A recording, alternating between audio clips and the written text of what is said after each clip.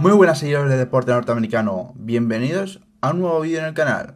¿Desde cuándo nacía y decía esto exactamente? Pues desde más o menos junio, cuando preparé todos los vídeos que tenéis en el canal para verano. Por ello, también muchos pensaréis por qué dejé el canal inactivo. Pues porque me motivaba más el podcast que tengo de territorio norteamericano, el cual se va a centrar más este canal de cara al 2019 que el propio subir vídeos con mi cara o cosas parecidas. Por tanto, quería dejar además aquí tres entrevistas que he hecho en este último mes y que he subido en el podcast, que son para tres periodistas, que he hecho para tres periodistas, los cuales tienen una importancia bastante relevante en el mundo del deporte norteamericano. El primero de ellos es Pepe Rodríguez, el creador de Pepe Diario y que ha estado escribiendo en NAS y ha tenido el podcast de Diario de las Américas donde habla de deporte norteamericano. Después de Sergio Andrés, el que tiene un canal justamente aquí en esta plataforma que es YouTube, en el cual tiene ese canal de drafteados. Y por último a Fernando Díaz, el cual es comentarista en Movistar de la MLB. Por tanto, nos veremos en 2019, pero antes de ello os dejo las tres entrevistas a estos tres periodistas. Hasta luego. Y como he dicho anteriormente, tenemos a Pepe Rodríguez en esta primera entrevista del podcast que vamos a hacer en diciembre, de diferentes tipos de podcast con también entrevistas. Bienvenidas, Pepe, ¿qué tal? ¿Cómo estás? Bien, aquí a ver qué te preguntamos. Decir que Pepe pues está en el podcast de Pepe Diario, antes en el diario de As América. La primera pregunta es, ¿echas de menos la rutina de ir al trabajo a trabajar As? ¿O No, eso es muy fácil. es lo que pensaba? No, Digo, soy un tipo en general muy individualista. Me gusta la soledad, me gusta no tener horarios, me gusta la libertad. Y el poco rato que he trabajado en mi vida con horarios, que fue justo la única época de las, la disfruté, porque la disfruté, sería mentir. Pero vamos, no, yo estoy mucho más contento por mi cuenta que con nadie. me alegro porque la pregunta es, la otra era, con este proyecto la acogida ha sido muy buena, ya dirás tú pues cómo va avanzando, pero de momento la acogida ha sido espectacular, además has puesto más deporte norteamericano esta semana con la NBA. Eh, ¿Pensabas que el apoyo iba a ser tan grande al principio con este proyecto de pago? Siempre tienes dudas, siempre tienes dudas. Yo no tenía ni la más remota idea. Además, en el mundillo bueno, pues de la creación de empresas o de la creación de proyectos, ahora está de moda no puedes hacerlo si no te haces una especie de Excel antes y unas previsiones y tal, y de verdad es la forma correcta de hacerlo. Pero yo no sé, yo simple y llanamente no sé. Así que cuando me eché adelante, francamente no tenía ni idea. Te dicen, bueno, es que el 10% de los que te escuchan se transforman en gente de pago, pero el 15% del rebote, ya sabes, todo este tipo Mm. de historias que no creo. Yo creo que son medias estadísticas, pero que no aplican a proyectos individuales que a saber, podía ser que siguiera el 10%, que siguiera el 20%, que siguiera el 0%, no tenía ni la más remota idea. Así que no sabía nada de lo que iba a pasar y en mis expectativas pues se están cumpliendo, básicamente. Al principio se cumplieron mucho más rápido de lo que esperaba y ahora estamos en una fase un poco más estable, no sin queja ninguna, claro que no, porque me permite vivir, porque me permite tener un sueldo y me permite pensar en invertir y en crecer y en ver hasta dónde llegamos, así que queja cero. Pero sí que es cierto que empezó más fuerte de lo que hubiera imaginado yo y ahora pues se ha estabilizado antes de lo que hubiera imaginado yo. Ya te digo, sin ningún fundamento, no tiene ningún sentido porque no sabía lo que iba a pasar, así que no dejan de ser expectativas inventadas. Y otra pregunta, ya pasamos al deporte norteamericano, y esto lo he pensado esta mañana. ¿Por qué Spreaker y no iVoox, el cual ahora actualmente deja esa forma de pago como hacen los de NFL en estado No, puro? no, la que yo quiero no la deja. De hecho, esto es una primicia. ¿Cuándo dices que vais a emitir esto? En diciembre. En diciembre. Bueno, pues igual no es primicia cuando salga la entrevista, pero yo estoy negociando con mucha gente para tratar de mejorar el producto técnicamente, con mucha gente y muchas posibilidades. He barajado tanto hacer una por mi cuenta, buscar una plataforma de hosting diferente, alguien que me permita hacerlo de pago y, por supuestísimo, la compañía líder en España, la empresa suprema, es iVoox. Y yo con iVoox, con el director de iVoox, llevo mucho tiempo hablando. Ellos están encantadísimos claro, ahora mismo soy el único podcast en España, el único tío que hace podcast en España que está viviendo de ello. Claro. Pues ellos también quieren que esté con ellos y yo quiero estar con ellos. Lo que pasa es que el formato que tenían hasta ahora a mí no me convencía por diversos motivos empresariales que supongo que imagináis, pero que no hace falta ahondar aquí, ¿no? Claro. Pero sí, que he estado hablando con ellos, claro que sí, y cuando esta entrevista salga a la luz, estoy relativamente convencido de que habremos avanzado en algún sentido. Pues me alegro mucho porque creo que es una forma nueva de hacer podcast y también hay que pagar la calidad como la de tu podcast. Pasando ya al deporte norteamericano, decir que esta es una pregunta que me han hecho también amigos para preguntarte a ti. ¿Cómo son tus inicios siguiendo la NFL y la MLB? Porque la NBA, entiendo por el baloncesto aquí en España, y la NHL, como dices en tus podcasts, hace un año es cuando empezaste. ¿Cómo empezaste a seguir NFL y MLB? Bueno, todo viene primero de la NBA, eso que quede claro. En los años 80, siendo un niño, a mí me tenía enamorado la NBA, aunque fuera estéticamente, ¿sabes? Yo no entendiera mucho. Me gustaba el baloncesto, yo jugaba al baloncesto, juego siempre al baloncesto, muy mal, pero he jugado al baloncesto y lo que más me gustaba el baloncesto. Y ver de vez en cuando en algún Gigantes, en alguna noche cerca de las estrellas, cuando te quedabas aquello era oro, ¿no? El poder ver algo de NBA, porque te parecía un mundo fascinante, diferente, atractivo, estéticamente brillante. Y yo tenía muy claro, de niño, que mi competición favorita fetiche era la NBA. O sea, que por ahí empiezas. ¿Qué pasa? Que una vez que te vas metiendo en el tema de la NBA, aunque seas muy de joven, colateralmente entiendes que el deporte americano es mucho más profundo. ¿Por qué? Porque hay, pues en toda historia que cuentan, en todo artículo que lees, en toda retransmisión, hay relación con otros deportes. Y claro, empiezas a ver que existe algo llamado fútbol americano, empiezas a saber que hay algo que llama Super Bowl, que todos los héroes que sigues de la NBA están interesados en ella y tal. Y a finales de los 80, 88, 89, por ahí, bueno, la época mítica de los 49ers, y ya empiezas a escuchar 49ers, Montana, tal, y quieres saber qué es aquello, ¿no? Y cuando me puse a ver Super Bowls, coincidió que fue las 4 Super Bowls, la primera Super Bowl que jugaban los Bills, aquella yo ya tenía conciencia de que quería conocer aquello, ¿no? De que quería quedarme por la noche, siempre he sido muy nocturno, y quería quedarme por la noche a verlo, quería ver qué había ahí, porque molaba, también estéticamente molaba muchísimo. No era con perdón, cutrez que notabas en el deporte europeo, que no deja de ser una gilipollas, pero bueno, como niño o como adolescente te impacta más, ¿verdad?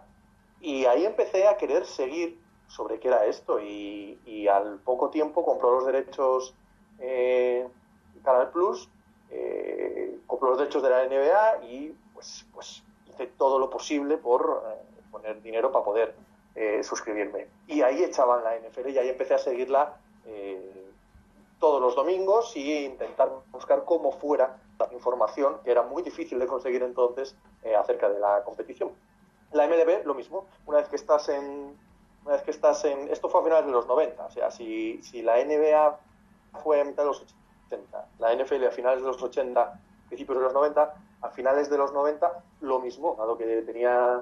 No sé cómo se llamaba entonces, no era Digital Plus, pero bueno, el canal satélite digital, no me acuerdo exactamente. El caso es que había partidos de MLB y quería también, a nivel estético, a nivel de que me gustaba verlo, qué pasaba ahí, a ver, tratar de entenderlo, ¿no? Así que fue como una sucesión muy lógica de acontecimientos, ¿no? Claro. Y ya enfocando también, ya has dicho, a los Bills, ¿cómo te haces fan de los Buffalo Bills y de los Detroit Pistons? Bueno, pues como todo niño, si es que es muy sencillo, porque ganaban, porque los veías ganando, los veías peleando, los veías en las Super Bowls, en los anillos y yo de entrada, cuando era pequeño de los Pistons me hago porque no solo eran los malos, sino eran los que se oponían a los Lakers, que a mí me parecían el Real Madrid de aquella, ¿sabes? Y yo odiaba al Real Madrid. Entonces yo odiaba a los que ganaban y me gustaban esos tíos malos que se pegaban con ellos y que a veces les ganaban. Y lo de los Bills, pues un poco similar, ¿no? Las primeras 4 Super Bowls que veo a ese equipo y me encariño con Mark Levy, me encariño muchísimo con Mark Levy, el entrenador de entonces de los Bills, y con un jersey de lana que llevaba el hombre tejido, azul, que me recordaba a mis jerseys allí en Cangas, con el invierno y la nieve, y le cogí cariño a ese hombre, y como cada año que me ponía los Pro Bowls, estaban allí otra vez, y digo, a ver si este año ganan, y pues así me hice de los Bills. Y si tuvieras que elegir, mira, si hubiera un partido a las Sí, 7 de la tarde sí, de domingo entre el sí, Sporting, los Bills y los Pistons, ¿cuál sí, elegirías? los Bills, sí, sí, sin duda, Mm. sin ninguna duda. Sin ninguna duda porque es el deporte que más me gusta, es la liga que más me gusta y supongo que unido todo, el hecho de que sea lo que más me gusta y lo que más tiempo dedico a leer, a enterarme, acabo cogiéndoles más cariño. Sí, sí, ahora mismo si tuviera que elegir un equipo para que ganase, elegiría los Bills. ¿Y tienes algún partido de esa época que siempre recuerdes o que sea tu favorito en esos inicios de empezar a seguir sobre todo los Bills? Claro, en la primera Super Bowl, sí, la Super Bowl de 1991, la de los Giants, ¿no? La famosa del White Rice, está grabada a fuego en mi mente. Creo que podría, luego la vi repetida varias veces, creo que podría casi decirla del tirón, no, eso es mucho, ¿no?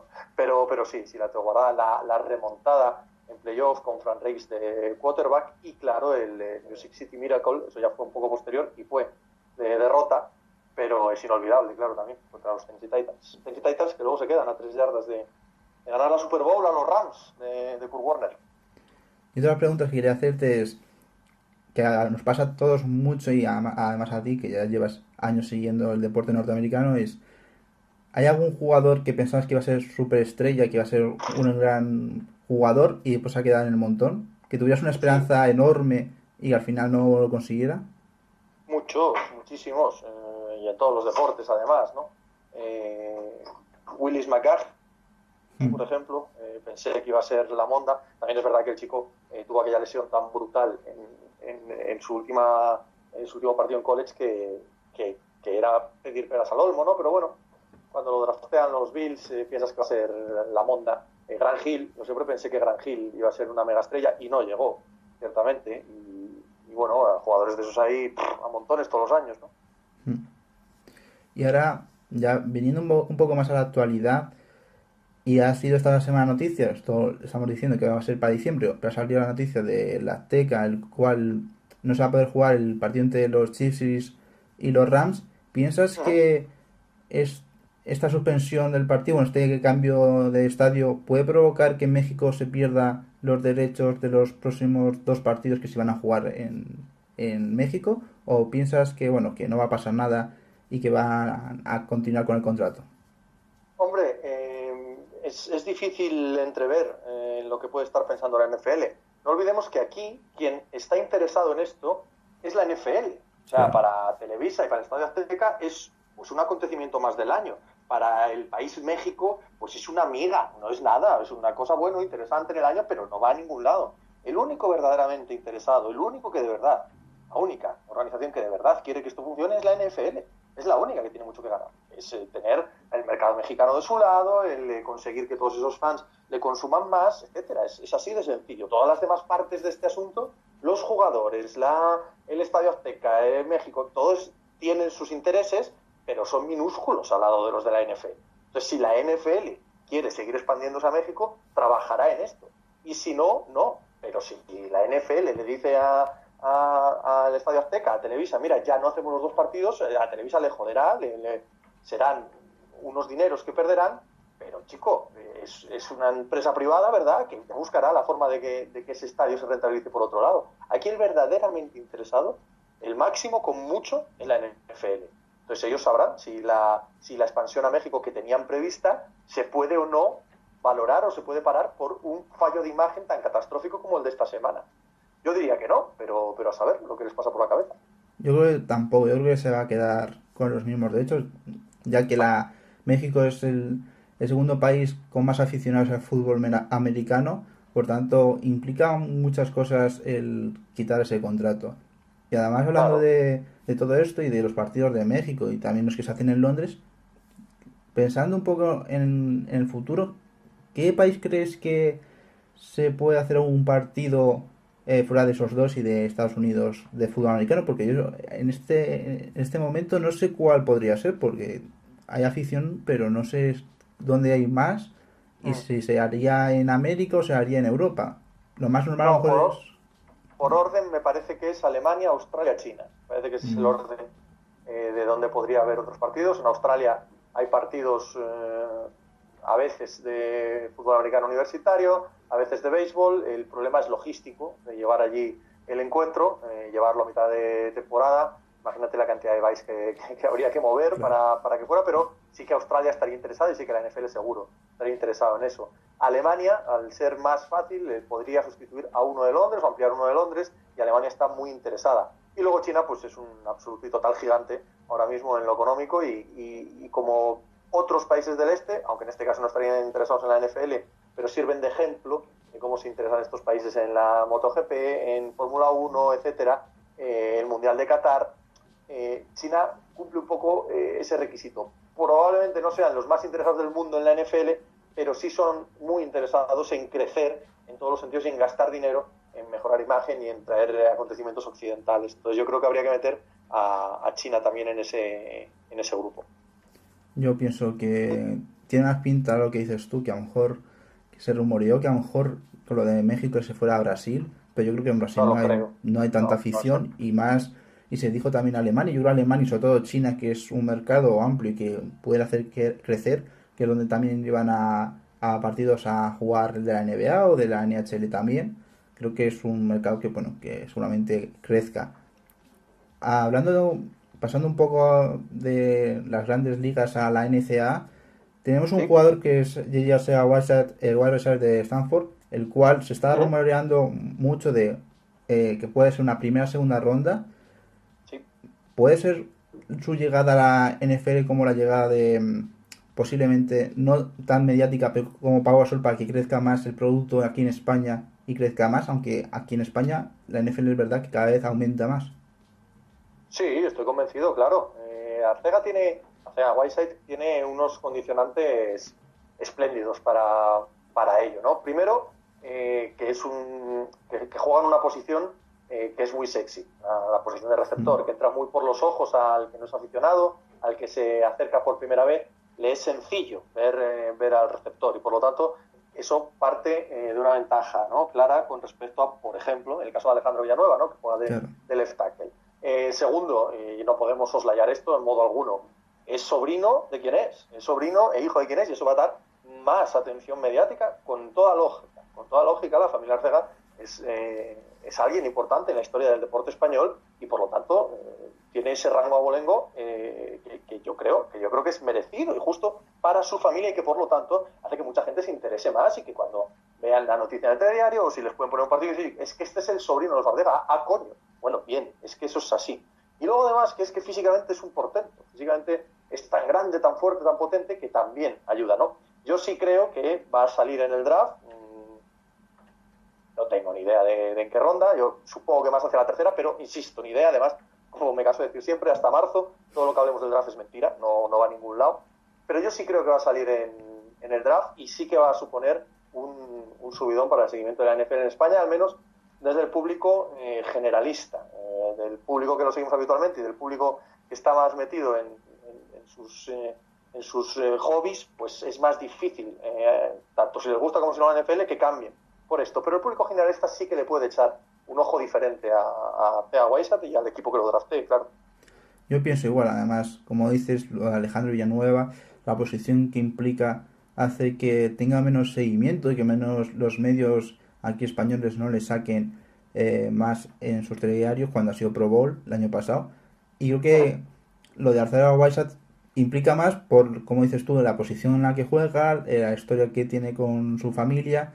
Y creo que a lo mejor, si es Pro Bowl, esperemos que lo pueda ser en el futuro, tendrá más nombre ese momento cuando sea seleccionado que a lo mejor Alejandro, y creo que es algo que necesita también España, que siga creciendo el fútbol americano, porque es algo que yo veo en los últimos años, que es donde empecé a seguir la NFL, que el aumento es claro y que gente que antes seguía, como decías tú, la NBA, pues se suma a la NFL porque es un deporte muy llamativo y que tiene un horario muy fácil, ya que bueno, pues los partidos a las 7 de la tarde te hacen que no tengas que estar hasta las 4 o 3 de la madrugada para ver a Sí, un sí, encuentro. Y, es pas- evidente. Sí. Pasando a un poco al Decir, futuro, perdona, si sí, puedo puntualizarte un par de cosas, eh, que eso no significa, de lo que estamos hablando es del seguimiento general, ¿eh? claro, El claro, seguimiento general de la NFL, no que no tenga el mismo mérito Villanueva, o que no se le no, reconozca, o que no esté en la mente de los aficionados españoles, o que no haya sido un boom en su momento lo de Villanueva. Yo estaba en el AS cuando lo de Villanueva, ciertamente lo ha sido, ¿eh? No, simplemente hablo del público en general, ¿vale? Y poco más, y luego que si crece o no la NFL, bueno, pues tampoco es que me importe mucho, la verdad. ya. No, yo pienso igual, es decir, los que seguimos mal la NFL sabemos quién es Alejandro Villanueva, sabemos que están los Steelers y sabemos su historia. Y que es verdad que, pues, si preguntas a alguien que acaba de empezar a seguirla, pues es normal que no lo sepa. Y a lo mejor Whiteside lo que hace es que se lleve un poco más esto a cabo. Ahora hablando de tus equipos, los Bills, bueno, los Bills y los Pistons actualmente, eh, si quieres de los Bills no hablamos por el momento que llevan, pero los Sí. Pistons un poco sí, porque esta temporada parece ser que puede ser la que haga que vuelvan a los playoffs. ¿Cómo lo ves tú actualmente? Y hemos visto a algunos jugadores que han dado ese paso para intentar mostrar un este que es verdad que no es comparado nada con el oeste, el cual hay muchos equipos con gran calidad y que muchos de esos equipos podrían estar en el este clasificados perfectamente. Pero ¿crees que es la oportunidad de esta temporada de los Pistons de volver a los playoffs o piensas que todavía hay que hacer algún cambio o algún traspaso como aún antes comentar de Drummond? Hombre, a ver, mejorar siempre hay que mejorar. Los Pistons no son un buen equipo, por lo tanto, o no son un gran equipo, vamos a ponerlo así. Por lo tanto, siempre hay que tener presente que se puede y se debe intentar mejorar a través de cambios, pues es la única manera, básicamente. Así que siempre hay que estar abierto a ellos, cómo no. Pero he de decir que los Pistons, si las lesiones hubieran respetado a sus jugadores estrella, ya sé que las lesiones afectan a todo el mundo, pero si las lesiones hubieran respetado a sus jugadores estrella, en los últimos años ya habrían estado en playoffs. El año pasado, mientras estuvieron todos en pista, mientras todos pudieron jugar, el porcentaje de victorias de los Pistons fue como del 60%. Este año no creo que vaya a ser muy diferente, en absoluto. Creo que cuando Casey tiene un entrenador muy estable, muy sensato, que les permite jugar cada noche como auténticos profesionales, y eso hace que por el mero talento que tienen vayan a estar, yo creo, por encima del 50% de victorias. Hay múltiples cosas que mejorar, hay defectos enormes en la plantilla que se tendrán que ir corrigiendo, si no en el mercado de traspasos, sí en las futuras fechas. Pero dado como está el este ahora mismo, que quitando 4 equipos no existe, 4,5 si quieres con Indiana, no existe nadie que realmente pueda pensar que es el sexto o el séptimo con mucha diferencia sobre el noveno o el décimo. En esa guerra de guerrillas está Detroit, y sin ninguna duda por talento y por el juego pueden estar en un poco por el 50% de victorias, que en el este te mete en playoff. Así que el objetivo de meterse en playoff, que es lícito y además es el que tiene que ser, está ahí, y yo creo que se puede conseguir. Claro, esperar de ellos que pasen una primera ronda o algo así es completamente impensable. Eso está claro, yo pienso lo mismo. Yo creo que es la oportunidad en un este donde hemos visto en este inicio que los Wizards no son los Wizards de temporadas anteriores, que los problemas se ven claramente dónde están y es un equipo que que ya quitas de los playoffs que pensabas que iban a estar y pueden entrar nuevos equipos y seguramente iban a entrar nuevos equipos porque también la salida de los Cavaliers implicaba eso. Una de las cosas que me doy cuenta cuando escucho tu podcast es que comentas poco a Luka Doncic.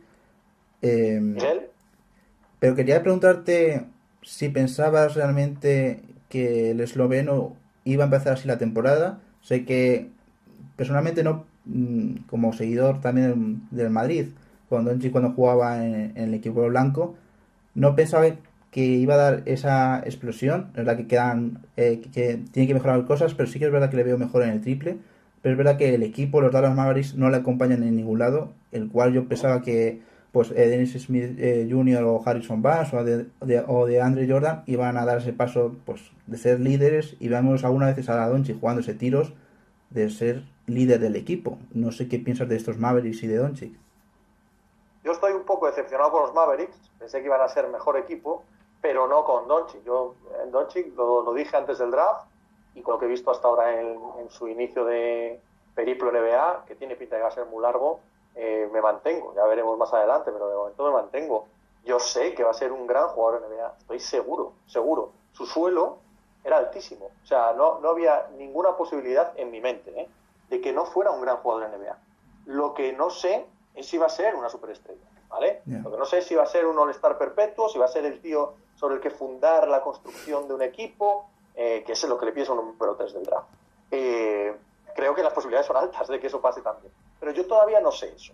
Lo que sí sé es que, sin ningún género de dudas, va a ser un gran jugador en NBA. ¿Por qué? Porque no hay ninguna posibilidad que este tío que ha sido MVP de una Euroliga, que ha ganado Euroliga, que ha ganado Eurobasket con una selección menor, con una selección que jamás había ganado nada, que lleva desde los 13, 14 años siendo la estrella que todo el mundo espera y cumpliendo el hype. O sea, no solo generando ese hype, sino cumpliéndolo en cada minuto, en cada momento, con el Madrid, con el Eslovenia, y viéndolo cómo entiende el juego, cómo... Es evidente que va a ser un gran jugador, seguro, eso es seguro. A mí no sorprende nadita nada lo que está haciendo ahora. Tampoco me quita de la cabeza ninguna duda respecto a lo siguiente, pero es que lo siguiente no se va a ver este año. Este primer año no se va a ver eso.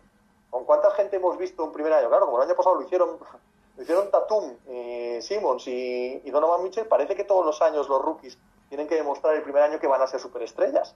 Bueno, ya veremos. Yo ahí me reservo la opinión, ¿no? Pero no me ha sorprendido absolutamente nada. Yo pienso igual, es decir, lo del año pasado fue una excepción, porque después hemos visto años creo que en el año que Wiggins es el rookie del año, donde promedia creo que 13 puntos, y el segundo es Mirotic con 11, que era un año muy... Ya no solo los puntos, o sea, te acuerdas del año que es rookie del año, Brogdon. Ya. Un ejemplo. Claro, no sé. Yo creo que hay que dar mucho tiempo, mucho aire, sobre todo a los rookies que llegan con lógica a equipos malos. Hay que darles aire, ¿no? Es que es verdad que Dallas está jugando muy mal. A mí no me gusta nada el inicio de temporada de Dallas. Y bueno, pues paciencia, calma, no hay prisa, ni para una cosa ni para otra. Ni para decir que no es capaz de hacer ganar a su equipo, que es una chorrada gigantesca, ni para decir que es ahora que empezamos a sacar estadísticas debajo de las piedras, el único rookie de la historia que ha metido 23 puntos con 30% de tiros de campo un martes, tal. Bueno, vale, correcto, lo que queráis. Es ver jugar al muchacho en la pista y ver que es muy bueno, y ya veremos el día que haya que ponerle si está por encima de muy bueno o no. No hay prisa ninguna. Totalmente. Yo creo que con los rookies hay que tener paciencia en todos los deportes. Es verdad que hay algunos que se piden que funcionen ya, como es a lo mejor la NFL, le pides que a lo mejor tu rookie, sobre todo por ejemplo el quarterback... Es una liga diferente, ¿no? Sí. Es una liga, un deporte, es todo completamente diferente, Miguel. No creo que sea justo, ¿no? Compararte. De la misma manera que no es justo con la del béisbol, el número uno del draft que se pasa 3 o 4 años antes de debutar en la MLB jugando en categorías menores. Son ligas todas muy diferentes. Yo creo que también, es decir, revisando pues esto, cuando vi todos los drafts, cómo funcionaban, es verdad que son mundos muy diferentes, como dices, en la MLB se piden bastantes años hasta que después vienen a ligas mayores, en la NHL el top 3 a lo mejor, bueno, el tercer jugador no juega en ese mismo año, en la NBA hasta que se amolda, y la NFL es más en el momento. Pasando ya a un poco el futuro de cara a los deportes norteamericanos, hay que hablar de los drafts de expansión, donde la MLB y la NFL llevan años sin conseguir hacer ese movimiento. Sí que cambian franquicias, por ejemplo la NFL, bueno, este año donde los Oakland Raiders se tendrán que mover a Las Vegas. ¿Crees que dentro de un espacio a 10 años alguna de esas dos ligas van a tener un equipo de expansión, o crees que si se hacen si se incluye algún equipo es cambiando un equipo por otro? Yo la NFL no lo creo. La NFL es muy estable, ha encontrado en 32 equipos un número perfecto para su sistema actualmente, la competición parece óptima, y además, si hubiera tendencia a crecer, aparecen el año que viene y dentro de 2 años 2 nuevas ligas de primavera que quizás contengan un poco esas ansias. Además, una de esas dos ligas está auspiciada, aunque de manera oficiosa, por la propia NFL, y creo que ahí van a tener su piedra de toque, ¿no? Sobre otros mercados, sobre otras posibilidades, sobre la capacidad de poder meter otra liga que genere dinero, etcétera, ¿no? Y creo que eso hace que la mera idea de ampliar no esté contemplada bajo ningún concepto por la NFL. Además, tienen que resolver primero la llegada de los Raiders a Las Vegas, que es no diré un problema, pero es una situación que han de tomar con mucho cuidado, y creo que justo después, en mi opinión, de que en Las Vegas se asienten los Raiders, ponte 2 años desde que estén, 2-3 años, habrá que analizar qué demonios pasa en Los Ángeles. Habrá que analizar si el nuevo estadio ha funcionado, cuando en el nuevo estadio estén jugando tanto Rams como Chargers, si los Chargers tienen afición o no, si hay que mover a estos últimos.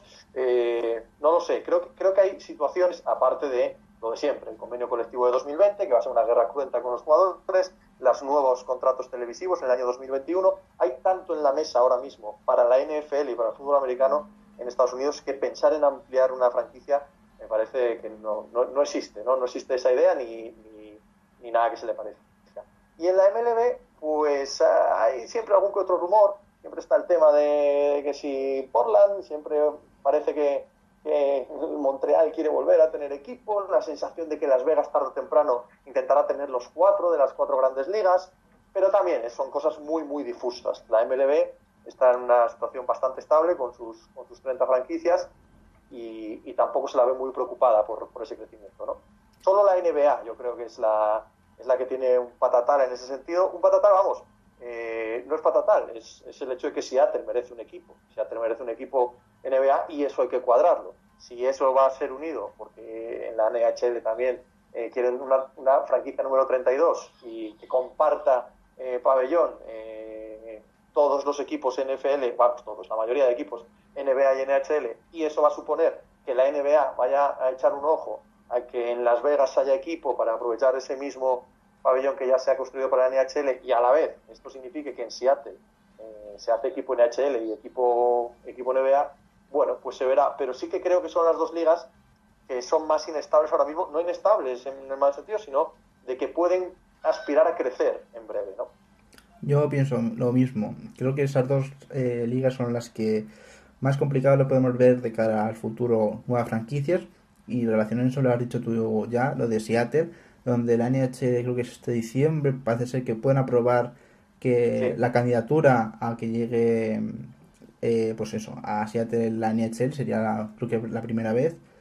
Pero es muy curioso porque mirando todas estas cosas, primero la pide antes la NHL que la NBA, cuando la NBA se ha tenido equipo en Seattle y se piensa mucho de cara, creo que era 2022, si Memphis, si no consigue el mercado que quiere, moverle a Seattle. Yo creo que es un error intentar mover un equipo que ya tienes, y ya que tienes la opción, sobre todo como has dicho, de Las Vegas, que ya está el estadio hecho, no tienes que hacerlo, poner una Claro. candidatura, pues ya aprovechas y pones Las Vegas y Seattle y haces 32 equipos, y creo que tampoco es tan complicado, y creo que el modelo que hemos visto en la NHL de los Knights, de que haya sido un equipo que ha llegado, ha demostrado que eligiendo bien en ese draft de expansión han llegado a una Stanley Cup, creo que esa faceta se ve claramente, y creo que se va a cumplir en tanto la NHL como la NBA de cara a Seattle. Es que tiene que ver con el tema económico, claro. Si construyes un estadio, necesitas recuperar el dinero que te cuesta construirlo. Y los estadios cubiertos están preparados a día de hoy en Estados Unidos para albergar de manera alternativa a la NHL y a la NBA. Y de ahí que los crecimientos se intuyan paralelos. Claro, luego hay muchísimos otros factores. Esto no es matemática, porque hay mogollón de historias. Lo decías tú, es que la NBA también la quieren en Louisville, por ejemplo, ¿no? Mm. Hay muchísimos factores, pero el hecho de que te aprueben la construcción de un pabellón que cuesta mucho dinero y que para sacarle buen rendimiento lo ideal es tener un equipo NHL y otro NBA, y sabiendo que la experiencia de Las Vegas Golden Knights era simplemente pionera, porque lo que querían era, si no las 4 grandes ligas, sí 3, y Mm. que en Seattle llevan años suspirando por recuperar el equipo NBA, y van a construir un pabellón para la NHL. No sé, ¿no? Da la sensación de de que ahí encajan las piezas mejor que de otra manera. Sí, además una cosa curiosa con Seattle es el tema de Kevin Durant, el cual, bueno, pues con las cosas que han pasado con los Warriors, se dice que, bueno, se puede ir esta siguiente agencia libre fuera, pero que quiere terminar su carrera en Seattle y sería muy buen mercado para Seattle y sobre todo para la NBA la vuelta del equipo y de Durant a la franquicia. No sé qué pasará porque, bueno, estas cosas quedan todavía muchos años, pero creo que si se produce, yo creo que Durant va a ir de cabeza a Seattle. No sé por qué, pero pienso que se puede dar el caso. Bueno, yo creo que eso es wishful thinking, ¿no? Eso, bueno, no sé, no creo que haya ninguna base en eso más que, bueno, el cuento de hadas, ¿no? Que puede ser bonito y demás. Ni Seattle, ni la NBA, ni Kevin Durant deben estar en nada parecido ahora mismo. Ya. Y para terminar, te quería preguntar cómo haces para ver tantos deportes y hacer que el podcast tenga tanta amplitud, porque hay que recordar que no solo hablas de deporte norteamericano, sino hablas de fútbol, hablas de polideportivo. ¿Cómo haces tanto en una, por ejemplo, una jornada de domingo donde tienes NFL, NBA y diferentes cosas? ¿Te organizas con un horario? También la multipantalla existe, está claro, pero No, ¿cómo lo sin la haces? multipantalla es imposible. O sea, la multipantalla es esencial en todo esto, absolutamente esencial. Así, las cosas del directo, los fines de semana, a 44 ojos, así acabo luego, que no me entero la mitad de las cosas, pero bueno, intentándolo, y luego viendo mogollón de cosas en diferido todo el día. Por ejemplo, ahora mismo me pillas viendo, bueno, sale en diciembre, dices, esto estará desactualizadísimo, pero me pillas viendo el Colorado Avalanche Boston Bruins Hmm. de esta noche pasada. Veo mogollón porque es lo que más me gusta. Entonces, esto lo que hace es que pierdo por completo otro tipo de cosas, ¿no? Como hace años, pero años, que no veo la tele. Cero, nada, no sé, no tengo ni idea de qué programas hay. De hecho, ni siquiera tengo antena conectada a la televisión, ¿no? Solo tengo un ordenador en el que voy viendo todos los deportes en directo, en diferido y demás. Y básicamente, uno quita de su vida la televisión y no sabes la de horas que aparece. Claro, yo pienso lo mismo, es decir, en el sentido de que la televisión y lo damos en la universidad, y justamente lo comentaron el otro día, que cada vez tiene más pinta que va a ser en cosas de internet, de como mucho canales de satélites, que la televisión normal, que ya es... Sí, pero te cuento una cosa, Miguel. Yo esta misma reflexión que estás haciendo tú, la debí hacer hace fácil 11 o 12 años. Pero 11 o 12 años, ¿eh? Que es cuando me compré el ordenador para la tele y cuando le quité la antena a la televisión. Ojo, 11 o 12 años. Ya, ya.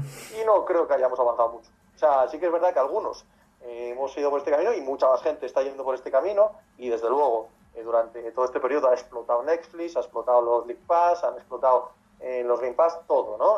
Hulu, Amazon Prime, sí. Pero la tele sigue siendo para la gran mayoría de la población cómo consume las cosas, ¿no?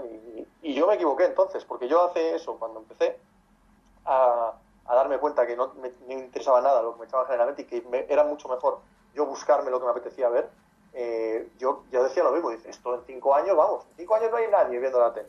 Pues ya ves, aquí hay una predicción más de esas que acierto yo. Pues bueno, con esto terminamos la entrevista a ti. Darte las gracias por dejarme entrevistarte, porque ya hay que decir que empecé con los podcasts y con todas estas cosas debido a ti, porque justamente me lo recomendó un amigo y justamente el año pasado iba solo a la universidad en el camino y me ponía a escuchar tus podcasts y a partir de eso empecé a hacerlo y darte las gracias sobre todo por la entrevista. No te he hecho ningún bien, ¿eh? No merece las gracias, pero vamos, no te he hecho ningún bien. Bueno, yo creo que un poco sí, porque al final el escucharte para gente que está empezando como empezaba yo la NFL, no tanto el año pasado, pero sí un poco a entenderla más los conceptos a los jugadores, ayuda a que alguien te hable día a día durante de lunes a viernes sobre un deporte, porque aunque hay otros podcasts, pero tienes esa variedad de que si quiero escuchar un poco de NFL y NBA, puedo tenerlo en tu podcast y darte las gracias por ello y darte todas las suertes posibles para que siga yendo tu podcast de Pepe Diario tan bien como está yendo y que esperemos que siga yendo bien. Te lo agradezco muchísimo, Miguel, y ahora en serio mil gracias por escuchar y por perder un rato oyendo el programa. Es un honor. A mí, lo he dicho siempre, esto es lo que más me gusta del mundo. He dado muchos tumbos en mi vida profesional. Sabes qué quería hacer, que no, como todo el mundo supongo, pero yo quizás un poco más. Y he encontrado lo que realmente me motiva, lo que realmente me emociona y solo puede funcionar si a la gente le entretiene y no hay más. Así que a cualquiera de vosotros, uno, que os entretiene y que me escucháis, soy yo el que os tengo que agradecer todo. Como he dicho anteriormente, tenemos a un invitado estrella en el podcast que es Sergio Andrés. Lo podéis encontrar en @SergioACNBA en Twitter y en su proyecto de drafteados. ¿Qué tal, Sergio? ¿Qué tal, Miguel? ¿Cómo estás? Nada, encantado de estar aquí. Pues la primera pregunta es, ¿cómo empezaste a seguir la NBA? Pues es una pregunta para la que me tengo que remontar un poco de tiempo atrás, ¿eh? Pues hace muchísimo tiempo. Yo empiezo a ver algo de NBA con los Lakers con los Lakers de Shaquille y Kobe. Y me engancho de verdad a la liga con el draft de 2003, la temporada universitaria de Carmelo, en la 2002-2003, con Syracuse, en la que gana el campeonato nacional, y la temporada siguiente, que es la de la llegada, el desembarco de la generación de LeBron, de Dwayne Wade, de Carmelo, de Chris Bosh, bueno, una de las mejores generaciones de la historia de la NBA, y ahí yo tengo 12 años clavados. Y ahí es cuando de verdad me meto a saco en un mundo que era de marcianos entonces y que ahora nos parece todo lo más normal del mundo casi. Pues sí, y hay que comentar otra de las cosas que acabas de decir, pues tus inicios, pero también eres un gran seguidor de los New York Knicks. ¿Por qué te aficionas a este equipo?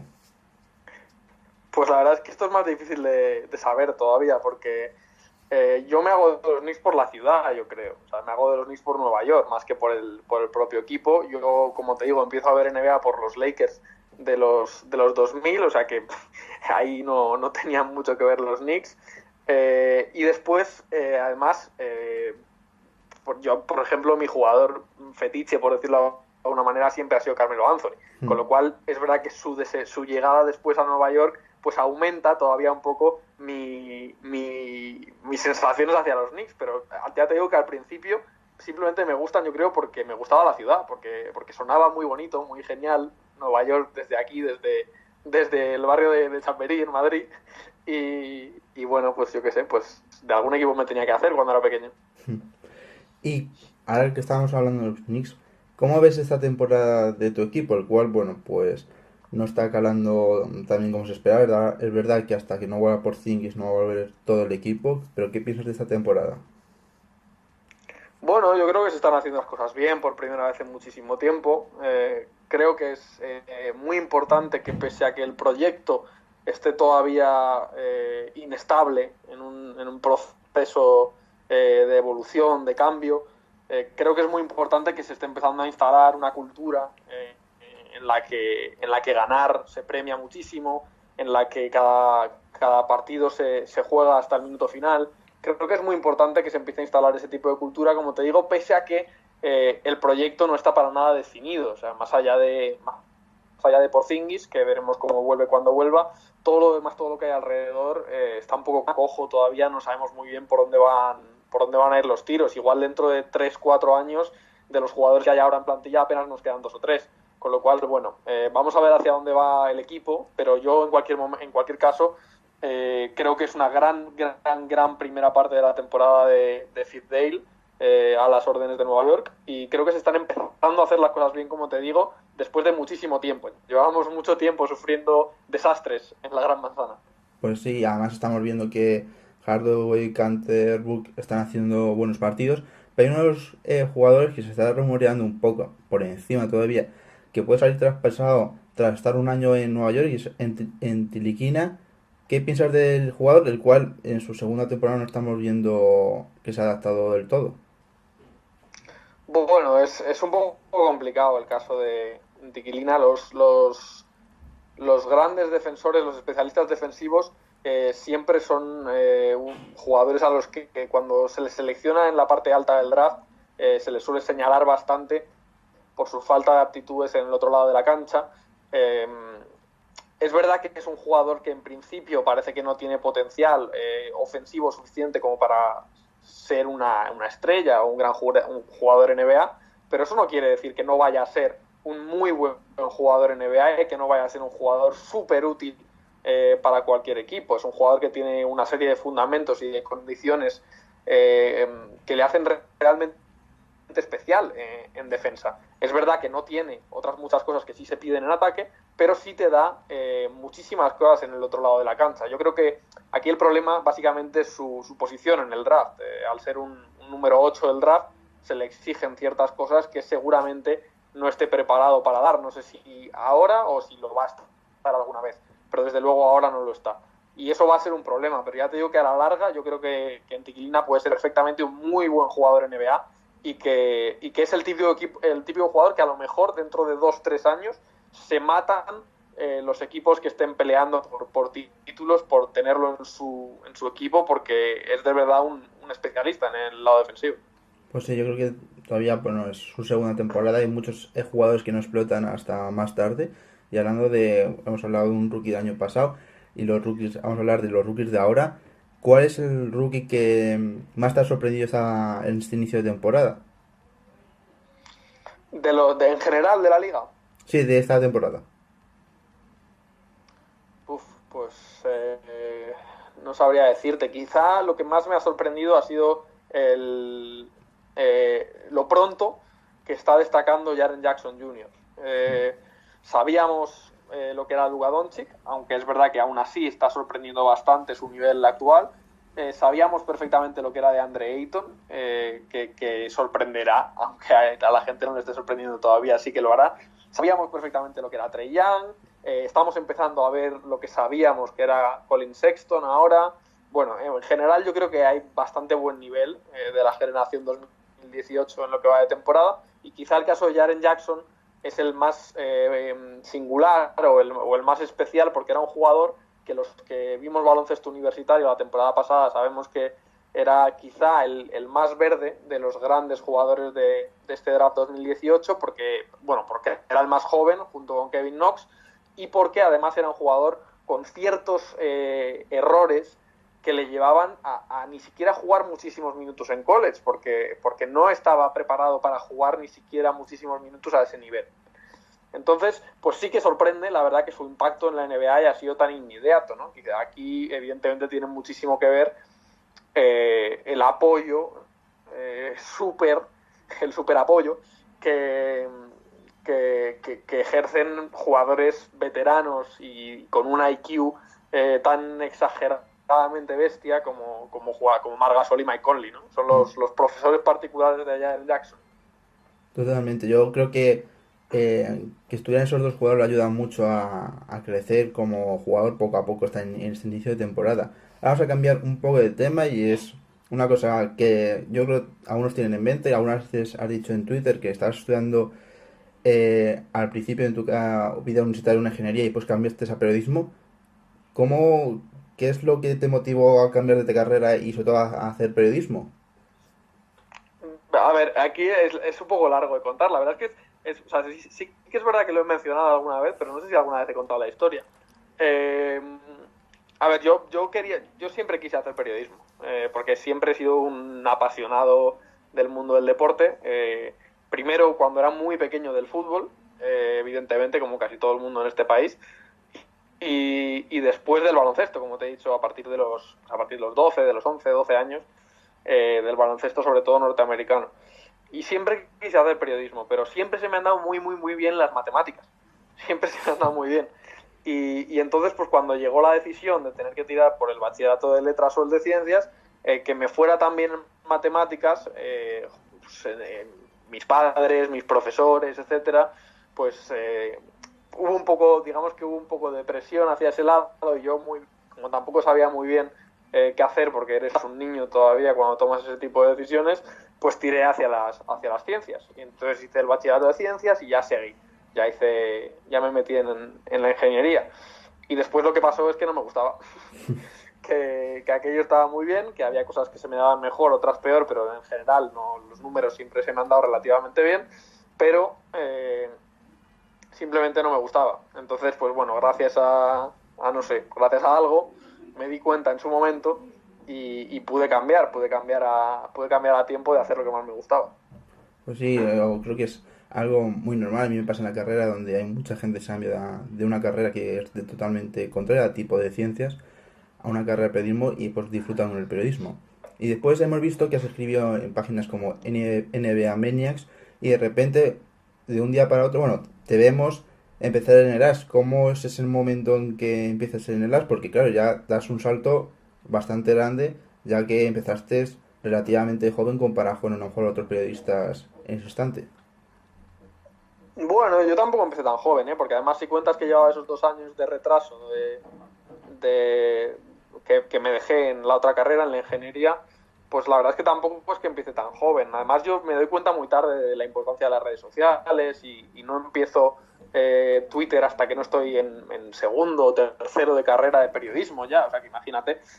Pero bueno, yo salgo de la carrera y me presento a la prueba de las prácticas de verano de las y bueno, pues y me cogen para hacer la beca y nada, pues estoy allí un par de meses y tengo la suerte de que caigo en una sección en la que podía, pues además de hacer el trabajo de esa sección, tenía al lado a los de baloncesto, a los de NBA, y como siempre había sido lo que a mí me ha gustado, de hecho yo cuando estaba de beca en AS seguía escribiendo por las tardes en NBA Maniacs, pues voy entrando poco a poco, les voy proponiendo algún tema, le voy diciendo al jefe, a Juan Marrubio, que es un fenómeno, pues que se me ha ocurrido esto, se me ha ocurrido lo otro, y al final, antes de que me quisiera dar cuenta, tuve la suerte de que se abrió una plaza en la sección de baloncesto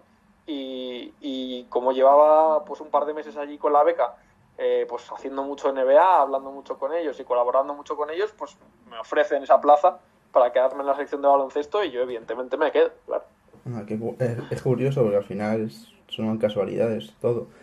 Y pues hemos visto que tras varios años en AL lo dejas para estar en el proyecto de Drafteados con José. ¿Cómo surge esa idea de Drafteados? Y sobre todo, ¿echas de menos ir a una redacción y escribir en la redacción, estar con tus compañeros? Hombre, estar con mis compañeros siempre lo echaré de menos porque son unos auténticos cracks. Y no lo digo por cumplir, la verdad, es que de verdad que hay muy, muy buena gente en esa sección de baloncesto de Diario As. Perdona. Que, bueno, sí, lo de ir a la redacción es verdad que es una cosa muy que al que es periodista le gusta mucho, pero también te digo que el periodismo está cambiando mucho y que hay muchas maneras de hacerlo. Entonces, pues ahora la redacción es mi casa. Y hay que tomárselo nos lo tomamos con la misma seriedad que si estuviéramos todos los días yendo a una redacción. La idea de Drafteados surge con José, surge porque él y yo coincidimos en varios eventos relacionados evidentemente con el baloncesto, con la NBA, varios partidos, etcétera, y los dos estábamos empezando a hacer cosas de contenido audiovisual y nos interesaba mucho ese mundo porque creemos que gran parte del futuro del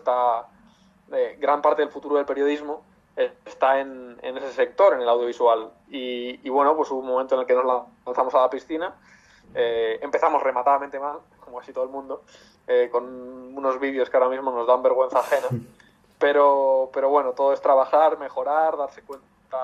Uno no se da cuenta de las cosas hasta que empieza a trabajar en ellas. Esto es como casi todo, pues la práctica es cuando se aprende. Y bueno, pues la verdad es que muy contentos de momento, las cosas parece que van bien y vamos a ver hasta dónde podemos llevar esto. Además hay que decir que el apoyo ha sido increíble en estos primeros meses, ya que ya lleváis ahora actualmente 35.000 suscriptores. ¿Esperabais este recibimiento tan grande y que la gente os apoyara tanto? No, la verdad es que nunca esperas. Bueno, la verdad es que no sabes qué esperar, porque si te digo la verdad, tanto José como yo cuando nos metemos en esto somos auténticos novatos, o sea, ni siquiera somos consumidores reales de YouTube, con lo cual la verdad es que nuestro conocimiento de la plataforma es bastante limitado. Entonces, bueno, pues la verdad es que no sabíamos muy bien qué esperar. Lo que sí sabemos es que la respuesta de la gente ha sido increíble. Lo es cada día, de hecho. Es una de las cosas más gratificantes de hacer esto que estamos haciendo, es la respuesta de la gente, el feedback instantáneo que recibes a diario y que la verdad es que pues te da ganas de seguir trabajando como un loco todos los días para sacar todo el contenido posible porque la verdad es que la gente se lo merece. Pues sí, además el apoyo cada vez pone las cifras por Twitter y cada vez aumenta más en tan poco tiempo. Y yo creo que es una forma de, ahora la siguiente pregunta es de hacer nuevo periodismo. ¿Tú crees que va a ser una de las nuevas formas de hacer periodismo, de atraer a tanto público? Yo creo que no tenemos ni la más remota idea de cuáles van a ser las formas nuevas de hacer periodismo. O sea, yo creo que ahora mismo hay diferentes vías que se están abriendo poco a poco. Una, evidentemente, es YouTube. Hay otras también en las diferentes redes sociales. Hay otras maneras, pues los podcasts, precisamente. Hay muchas maneras de hacer periodismo ahora mismo. No sabemos cuál es la correcta, no sabemos si alguna de ellas se va a acabar instalando como una forma definitiva de hacer este tipo de contenido, pero sí sabemos que son oportunidades, sabemos que son puertas que se abren, que no tienen respuesta al otro lado, pero que pues nos abren un mundo de posibilidades que alguien tiene que aprovechar y que alguien tiene que intentar explotar. Entonces, bueno, pues vamos a intentar ver hasta dónde llega esto, que como te digo, no tenemos ni la más absoluta idea. Y a partir de ahí, nada, a seguir trabajando, ya veremos. O sea, a lo mejor dentro de 5 años estamos trabajando en una plataforma que ahora mismo ni existe. Claro, eso es verdad. Las cosas, el periodismo está cambiando totalmente de un año para otro te puedes quedar atrás, que es lo que mucha gente piensa que, y periodistas, profesores dicen mucho que como no estés actualizado es complicado seguirlo. Y como periodista, ¿cuál es el evento o la cosa que recuerdes para siempre y que tengas más cariño? Uf, la verdad es que he tenido mucha suerte. He tenido mucha suerte y sería muy difícil elegir. Si tuviera que elegir, si quieres te puedo decir, yo creo que te diría 4 momentos. Eh, el primero seguramente el Mundial de 2014 en España, que es el primer gran evento que yo puedo cubrir como periodista. No estaba ni siquiera en AS, estaba en NBA Maniacs, pero me pago el viaje a Bilbao y me voy a cubrir la primera fase de la selección estadounidense y eso fue genial.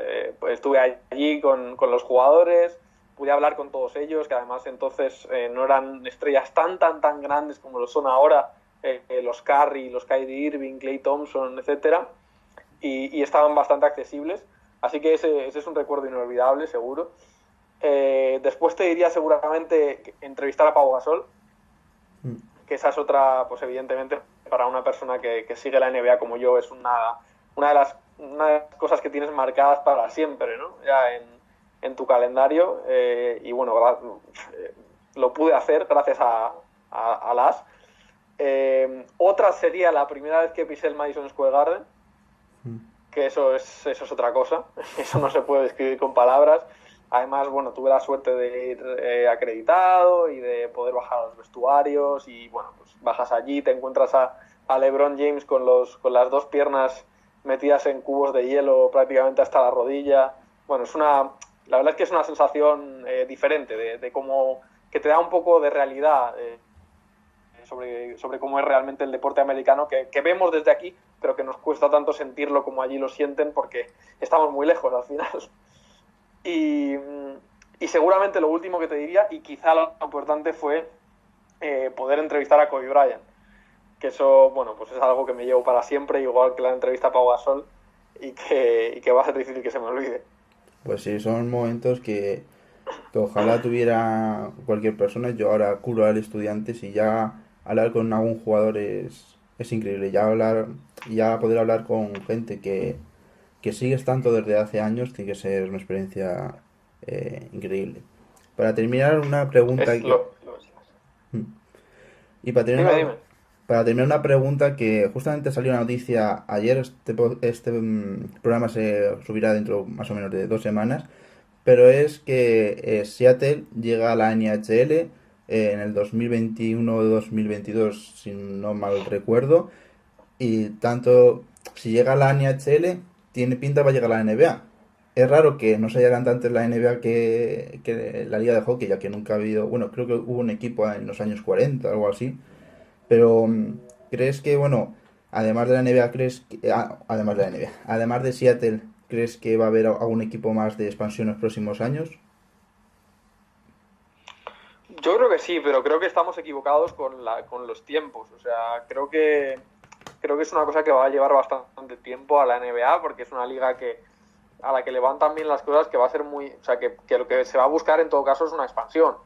Y las expansiones llevan tiempo, o sea, modifican muchas cosas, hay que modificar calendarios, divisiones, conferencias. O sea, es una cosa mucho más complicada de lo que parece. No es solo añadir a un equipo porque me apetece y ponerlo aquí o allí. Lleva mucho trabajo detrás.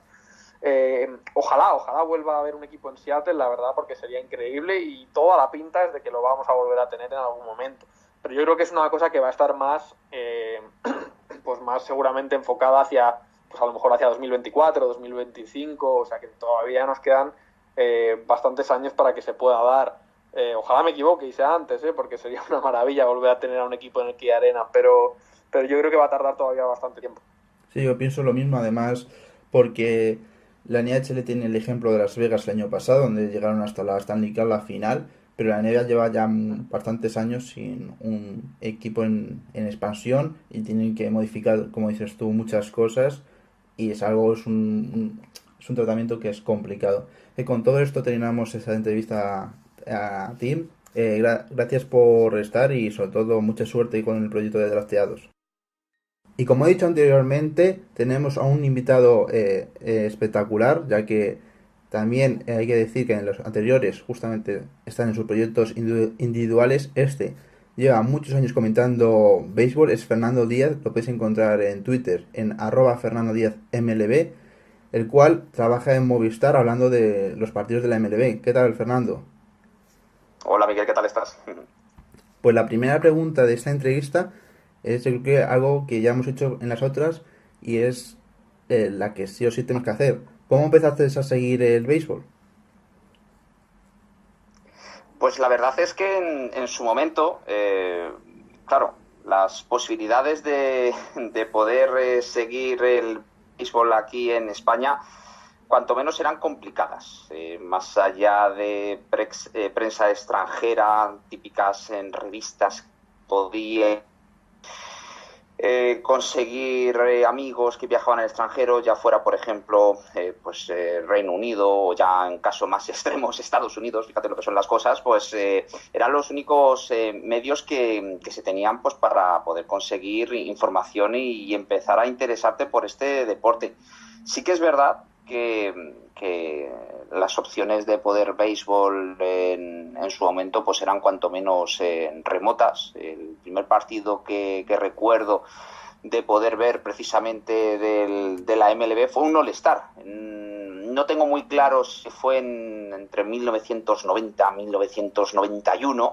Me llamó mucho la atención la figura de un jugador llamado Chris Sabo, que era un tercera base de los Cincinnati Reds, y como lucía unas gafas como las de James Worthy de Los Ángeles Lakers en la NBA en los años 80, pues me llamó mucho la atención ese detalle. Por entonces Sabo era un muy buen jugador, pues eso, digno de jugar el partido de las estrellas.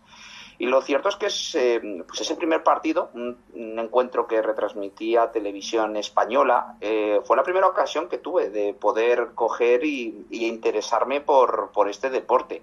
Luego, evidentemente, con lo que fue las posibilidades de antenas parabólicas, distintas plataformas, llámese Sky y demás, pues poco a poco se fue haciendo uno con material, pudiendo disfrutar de distintas finales y pues pasito a pasito, ya sea pues prensa extranjera, suscribiéndote a revistas, haciéndote con Sports Illustrated y picando de distintas fuentes, pues se fueron más o menos los inicios en los cuales pues uno con las dificultades que había por entonces pues pudo ir haciéndose precisamente con material y sobre todo pues empapándose e interesándose por un deporte que te parecía muy extraño para lo que estábamos acostumbrados aquí en el territorio nacional, como es evidentemente el deporte rey, así llamado deporte rey, que es el fútbol. Y la verdad es que me picó la curiosidad desde el primer instante y bueno, pues aquí estamos desde entonces. Es curioso porque al final, como dices, los medios han cambiado mucho, ahora es muy fácil que una persona aprenda de béisbol y vea, tan solo tienes que por internet ver partidos de Claro. béisbol y lo tienes, y antes era más complicado y también en otras entrevistas a otros periodistas que he leído relacionadas también con pues en los años 70 80 90 esa era la forma de conseguirlo. Y era justamente Sí, después... lo típico, ¿no? Por ejemplo, que tenías amistades o amigos de amigos que venían de Estados Unidos, pues por ejemplo, te hablo del caso del béisbol, como de otros muchos, ¿no? Que nos eran mucho más ajenos. Intentabas buscarte la vida de la mejor manera posible y la verdad es que, echando la vista atrás, cuando uno repasa precisamente todo eso, lo único que puede hacer es esbozar una sonrisa porque la verdad es que los inicios fueron cuanto menos mucho más complicados de lo que...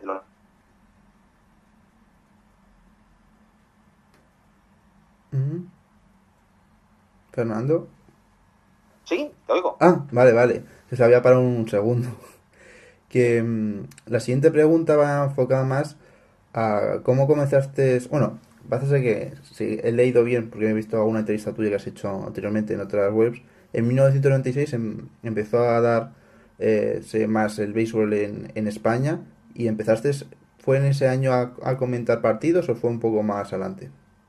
Eso es, sí, fue en 1996. Básicamente coincidió casi con el inicio de los Juegos Olímpicos de Atlanta, con el triunfo de la selección cubana, una selección cubana que tenía un nivel pues, altísimo, ¿no? Que fue la gran dominadora de aquella competición. Sin embargo, el primer encuentro, que si mal no recuerdo creo que ni siquiera llegó a ser emitido, fue un Baltimore Orioles contra los Kansas City Royals, además un año que tuvo especial significado porque por entonces Roberto Alomar, Hall of Famer, un segunda base puertorriqueño absolutamente extraordinario, pues aquel año estuvo durante gran parte, luego se quedó flinteando con el 400 de media de bateo. Y la verdad es que pues ese fue el año en el cual empezamos lo que fue la cobertura de los partidos de la MLB en entonces Canal Plus, en la plataforma. Y pues bueno, fue sobre todo pues una ocasión fabulosa de empezar a introducir este maravilloso deporte para todos los aficionados aquí en España. ¿Y cómo surge ese momento en que te dicen, bueno, pues ahora introducimos el béisbol y vas a comentar justamente, pues eso, MLB, que es además una de las pasiones tuyas? ¿Cómo es ese momento que de repente te dicen eso? Porque creo que será algo increíble. Sí, no, por supuesto.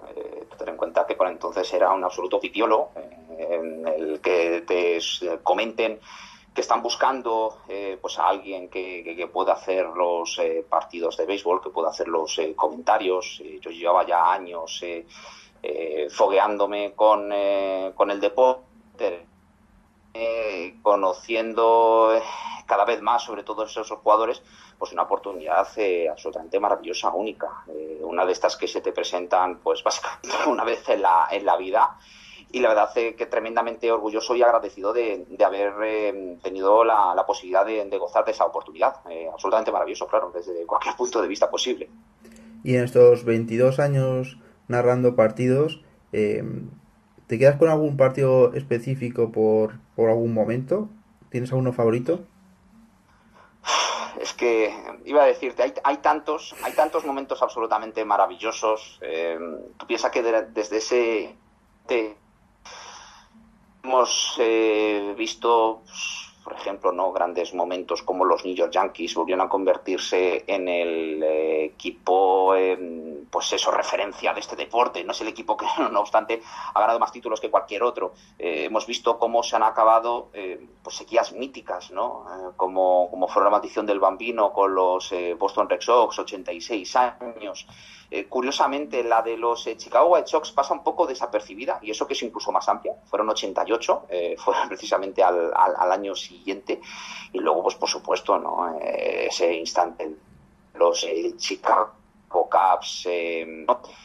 Son capaces de acabar con su particular maldición. Son 108 años entre títulos, el poder disfrutar de todos esos momentos. Además es que hay tantos instantes, no solo es el hecho estoy comentando únicamente lo que son aspectos colectivos, ¿no? Es decir, cómo es esto, todas esas franquicias fueron capaces de acabar con sus particulares malos momentos, ver, por ejemplo, la dinastía de los Giants, cómo son capaces de ganar en 2010, 2012, 2014, con Madison Van Garner como protagonista extraordinario. Luego piensas en tantos y tantos instantes individual, grandes partidos, grandes momentos. Se necesitarían casi, iba a decirte, horas y horas para poder enumerar, porque hay tantos instantes. Es que hay momentos en temporada regular, hay momentos en partidos, incluso aunque sean, por ejemplo, de exhibición, como es el All-Star, en el cual pues también te dejan un muy grato recuerdo. Ves tantos instantes en época de postemporada donde se forjan las leyendas, que es que prácticamente necesitarías tiempo ilimitado para poder enumerar. Tantos momentos maravillosos que es muy complicado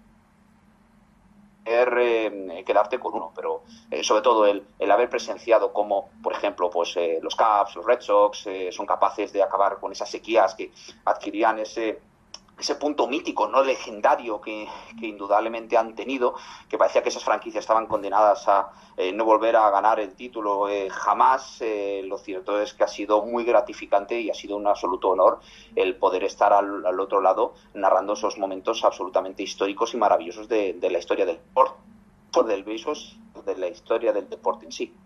Pues sí, yo creo que, claro, es que 22 años es que son muchos y tienes tantos partidos que habéis comentado, y claro, quedarse con uno es complicado. Y unas preguntas también relacionadas con todo esto es, ¿por qué te aficionada? Porque yo creo que, bueno, escuchan los podcasts de Pepe, que es aficionado a los Atlanta Braves. ¿Cómo te aficionas a este equipo? Pues coincide mi interés precisamente por este deporte con lo que es trayectoria absolutamente mágica e inigualable de ese equipo. Son 14, piensa en eso, son 14 años consecutivos ganando la división. Eso es algo que en este deporte difícilmente va a ser igualado. Yo creo que jamás va a ser igualado, porque no solo tienes que disponer de tantos recursos en el apartado económico, el no dejar de forjar y sacar talentos desde la cantera, que tengas pues ese punto de buena suerte, más allá de que te permita, por supuesto, mantener ese nivel de excelencia que es extraordinario. Y luego piensas en todos esos grandes jugadores, sobre todo grandes pitchers, un grupo de lanzadores absolutamente maravilloso, y echas un repaso a los que militaron en los Braves en todos aquellos años y sobre todo, claro, cuando ves que han pasado todo ese tiempo, ¿no? Y echas un repaso de quién es inquilino del Salón de la Fama, quién ha tenido carreras absolutamente legendarias. Oye, hemos tenido la posibilidad de poder, por ejemplo, durante esos años, de ver a Greg Maddux, a Tom Glavine, a John Smoltz, a Chipper Jones, fabulosos jugadores que, por ejemplo, han merecido,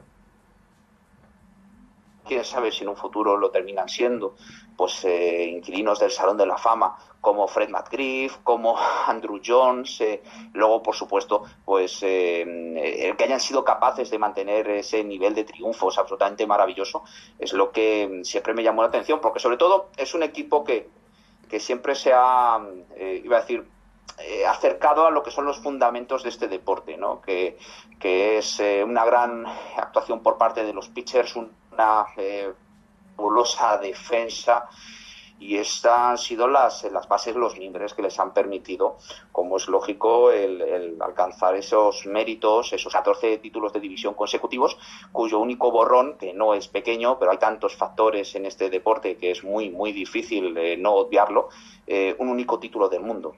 Cuando hay tantas rondas de playoffs, hay eliminatorias extras, se incrementa las posibilidades de que incluso equipos tan buenos, y lo demostraron durante la temporada regular, pues terminen quedándose cortos cuando llega precisamente la postemporada. mágico este deporte, es que cualquiera te puede absolutamente puede dar la campanada, darte la sorpresa y eliminarte en una serie que es al mejor de 5, sobre todo en el mejor de 5 partidos, donde en un abrir y cerrar de ojos te ves ya dispuesto con las maletas hechas y a pasar el resto del invierno precisamente pensando en lo que podría haber sido. Y bueno, pues por supuesto esa creencia por los Atlanta Braves ahora pues goza de mayor protagonismo porque es un equipo que nuevamente está en ascenso, los playoffs, y que sobre todo se perfila como un equipo poderoso en las próximas temporadas, incluso, ¿por qué no?, aspirante muy serio al campeonato del mundo. Claro, además esta temporada como anda un vuelco y con nuevos jugadores y con Ronald Acuña anda ese paso. La otra pregunta relacionada con tu trabajo en Movistar, por ejemplo, ¿cómo es cómo es la rutina de un partido de las World Series que se juega por lo menos a las 2 de la mañana? Ya que al final el béisbol lo que tiene es que puede estar horas y hemos visto justamente esta World Series que a lo mejor a las 8:30, 9 hay un partido. ¿Cómo planteáis toda esa noche dentro en Movistar, en el plató? Pues sinceramente yo no tengo ningún plan preestablecido, preparado, ni nada por el estilo. Ese encuentro precisamente de las World Series, ese tercer partido, 7 horas y 20 minutos de duración, que se dice pronto. Una vez me han preguntado, ¿cuántos cafés te tomaste? Pues lo cierto, uno pues aproximadamente, te hablo de un par de horas, 2 horas y media antes del inicio del partido.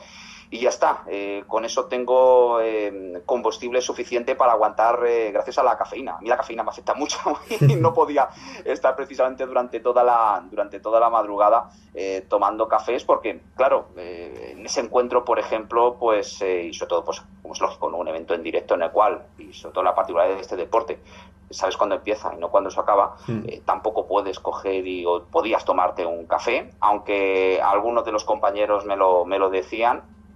No sabes, no, el partido acaba ahora mismo o bien tenemos minutos de un encuentro que fue absolutamente maratoniano. Sobre todo, pues como ocurre en las retransmisiones, esperar casi cualquier cosa, ¿no? Y esto es algo que también es muy propio de este deporte, más allá de lo que son la preparación de los encuentros, con todas las noticias y todo lo que haya rodeado la eliminatoria, pues que nunca sabes qué es lo que te pueda guardar en un momento dado, en un partido.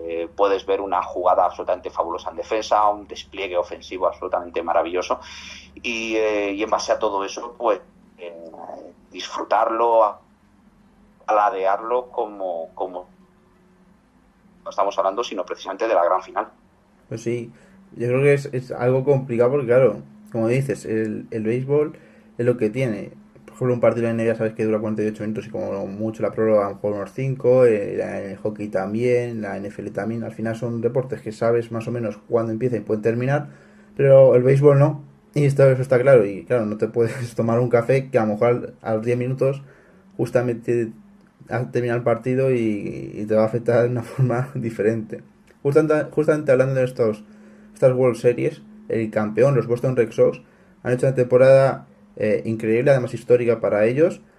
¿Tú al inicio de la temporada pensabas que estos Red Sox iban a dar tanta pelea? ¿O pensabas que realmente, bueno, pues estaban los Yankees con la llegada de Stanton, los cuales iban a ser realmente los líderes de esa división?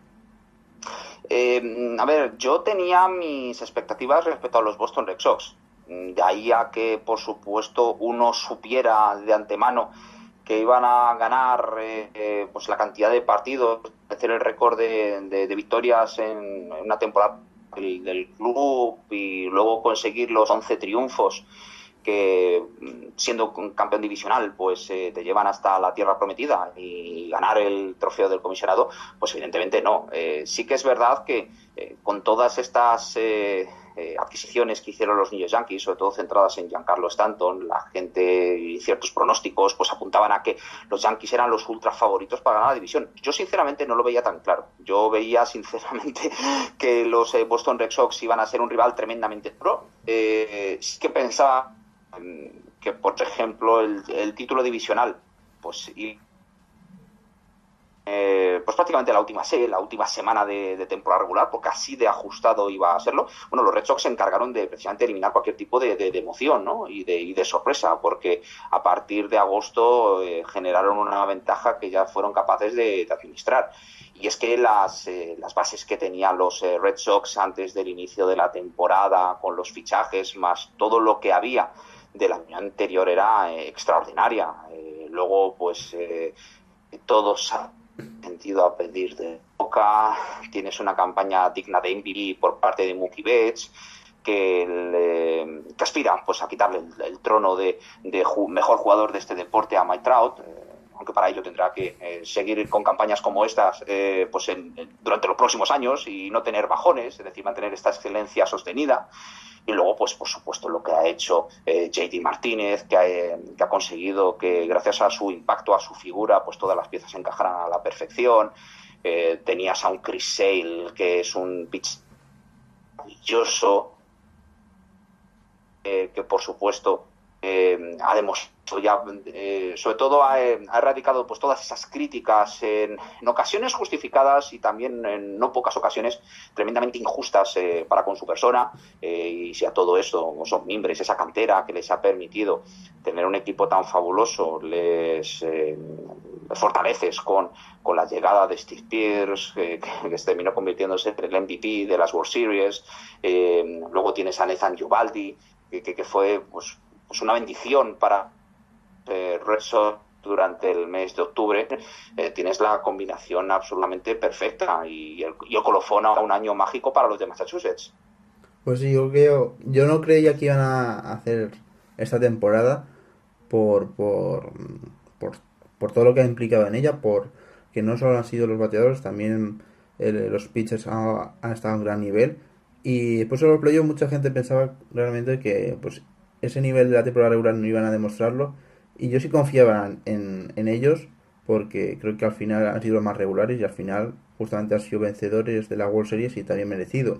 Después de estas World Series ha habido hay dos grandes nombres todavía, porque aunque este podcast se va a subir, esta entrevista el último sábado de diciembre, todavía no sabemos cuáles son los destinos de ni Manny Machado ni de Bryce Harper. Por parte de Machado me sorprende, porque pensaba que la llegada suya a los Dodgers iba a implicar una renovación. ¿Qué piensas de estos dos casos? Bueno, la verdad es que, al contrario de lo que suele con el agencia libre de los otros grandes deportes, la agencia libre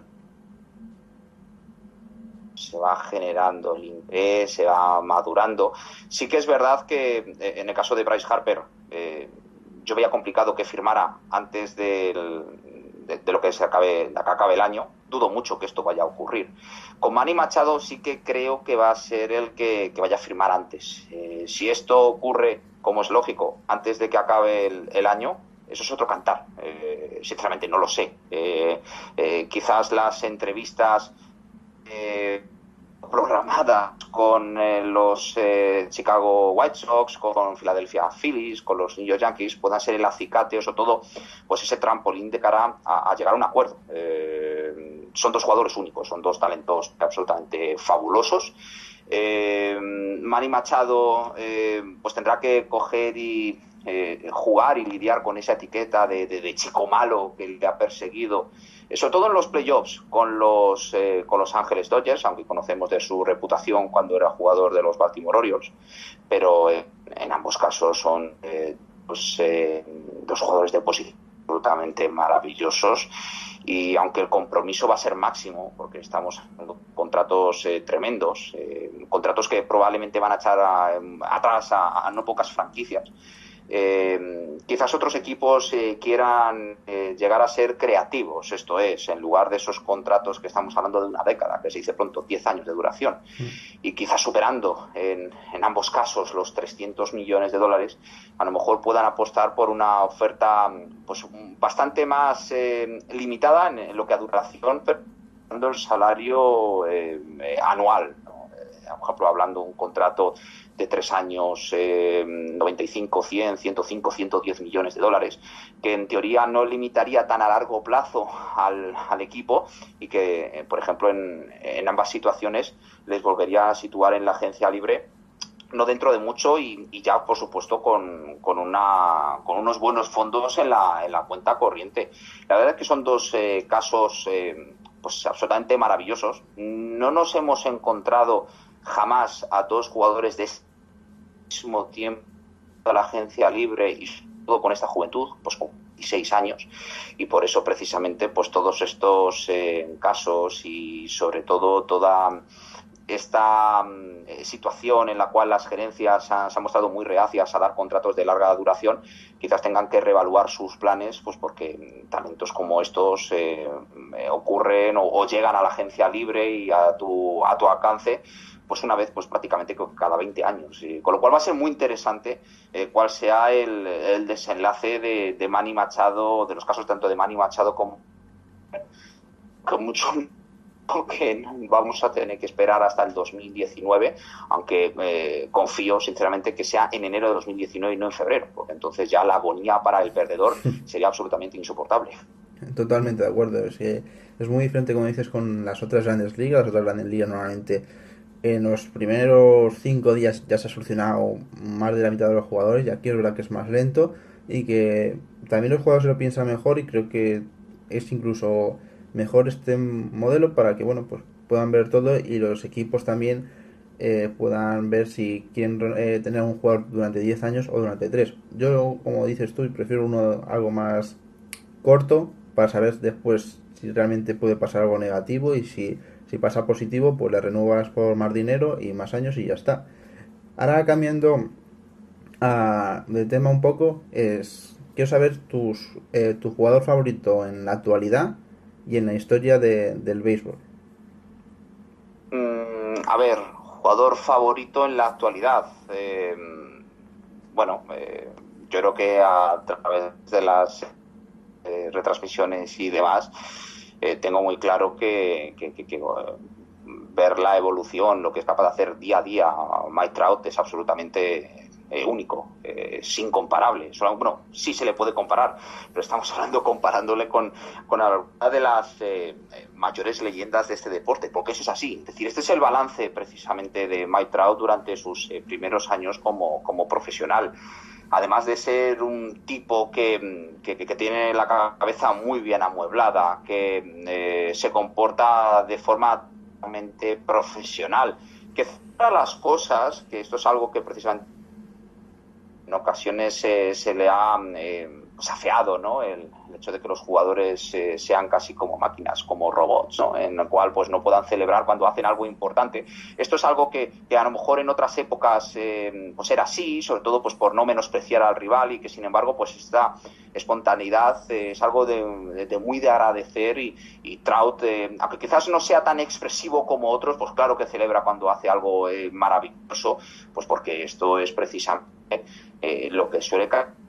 Y sobre lo que más me maravilla de él es, por un lado, ser capaz de elevar el listón año tras año. Si hay una carencia en su juego, que mira que es difícil encontrarla, pues es capaz de corregirla, ajustarse. Esta es precisamente la clave de este deporte, porque lo importante no es llegar, sino mantenerse y ser capaz de reinventarte y adaptarte a lo que te proponen los rivales.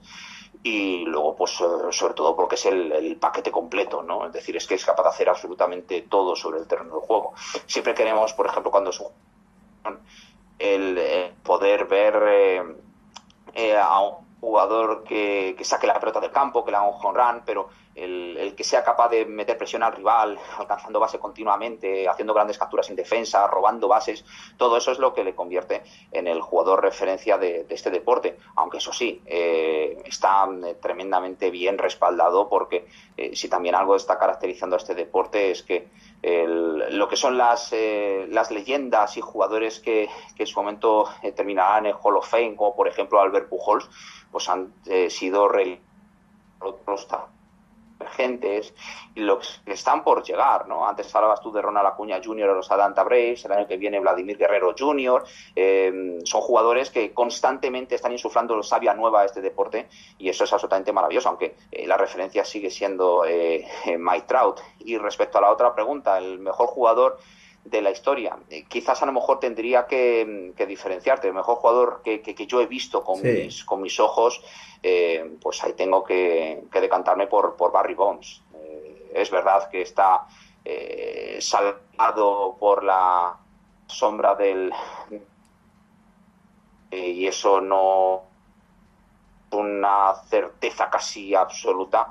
Pero claro, él forma parte de una etapa cuanto menos, iba a decir, cuestionable, o no, porque esto no todo es blanco o negro, hay matices y distintas escalas de grises, y él está ahí. Por supuesto, no se puede obviar que fue un jugador, el mejor jugador de su época, que así tendrá que ser, por supuesto, recordado, por mucho que se ha venerado en San Francisco. Y quizás pues estos cambios, ¿no? Es decir, el cambio de las votaciones para Hall of Fame, cómo las nuevas generaciones de periodistas le ven como un producto, un jugador de su época, como otros muchos, con sus luces y con sus sombras, porque las ha tenido en ambos lados. La verdad es que pues esa trayectoria absolutamente maravillosa de Barry Bonds probablemente le va a terminar llevando hacia el Hall of Fame. No creo que vaya a ser este año, quizás a lo mejor a lo largo de los 10 años que va a estar en las papeletas, en las votaciones. Sí, Barry Bonds, sinceramente, no lo he visto. Mejor remontarte a los años de Ted Williams, de Babe Ruth y demás, pero es que al contrario de esos jugadores, y Babe Ruth es el mejor jugador de todos los tiempos, porque es así, Barry Bonds era capaz de hacerlo absolutamente todo sobre el terreno de juego. No solo era un bateador prodigioso con un ojo maravilloso para manejar la zona de strike, sino que luego también era capaz de robar bases, era fabuloso como defensor, lo hacía absolutamente todo. Y por supuesto, aunque tiene sus luces y sus sombras, y es el mejor jugador que he visto. Y fíjate, si he visto maravillosos. Pues sí, tú has visto, con los años que ya hemos dicho que llevas tan solo retransmitiendo, has visto un montón de jugadores y los que habrás visto antes de retransmitir. Y por último, la pregunta que quiero hacer, y es más de cara al futuro. Hace unas semanas se anunció que Seattle va a tener equipo de la NHL. Las Vegas también ha tenido hace escasos años. ¿Piensas que puede haber un draft de expansión en la MLB, que es algo que hace ya muchos años que no sucede?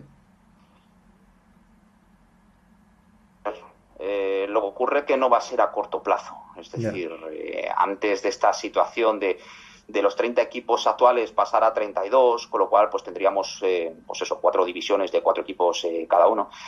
Para eso primero tiene que solucionarse la situación de 2 equipos, y esta es una prioridad para el comisionado de la MLB, para Rob Manfred. Es el caso tanto de los Oakland Athletics y la construcción de un nuevo estadio, y exactamente lo mismo con los Tampa Bay Rays. Yo creo que de aquí a 2-3 años esa situación va a clarificarse para bien o para mal, es decir, sobre si esos equipos van a encontrar un futuro en su área de influencia actual, o bien van a tener que ser movidos a otras ciudades. Eso es algo que tendrá que solucionarse primero, y luego pues pensar, por supuesto, en una expansión, ya sea porque estos equipos se mueva pues a nuevos destinos, ¿no? O vía draft de expansión, o expansión propiamente dicho.